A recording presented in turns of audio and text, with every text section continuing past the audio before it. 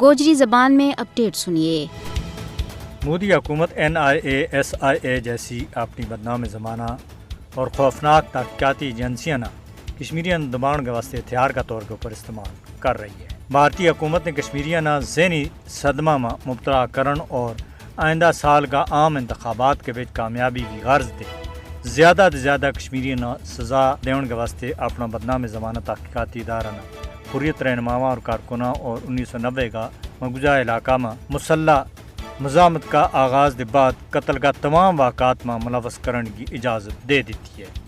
NIA اور SIA ہر دیہڑا کی بنیاد کے اوپر مقبوضہ علاقہ کے بیچ لوگوں نہ پریشان کرن اور انہوں نے ڈراؤن دھمکاؤن کے واسطے چھاپا مار رہی ہے اور انہوں نے کالا قوانین کے تحت جھوٹا مقدمات کے بیچ پھنسائے جا رہی ہے۔ حریت رہنماواں، صحافیاں، علماء دین اور عام کشمیریاں بھی جھوٹا مقدمات کے بیچ پھنسائے جا رہی ہے۔ مودی حکومت اپنی عدلیہ نہ بھی کشمیریاں زیر کرن کے واسطے ایک ہتھیار کا طور کے اوپر استعمال کر رہی ہے۔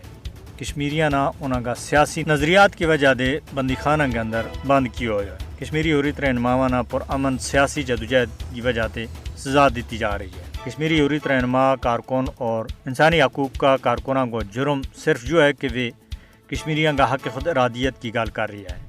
مودی حکومت تمام غیر انسانی غیر قانونی ہتھکنڈا استعمال کرنے کے باوجود کشمیری عوام کا آزادی کا حوصلہ نہ توڑن کے بیچ ناکام رہی ہے۔ کشمیریوں کے خلاف جھوٹا مقدمات قائم کرنا مودی حکومت کی مایوسی نہ ظاہر کریں۔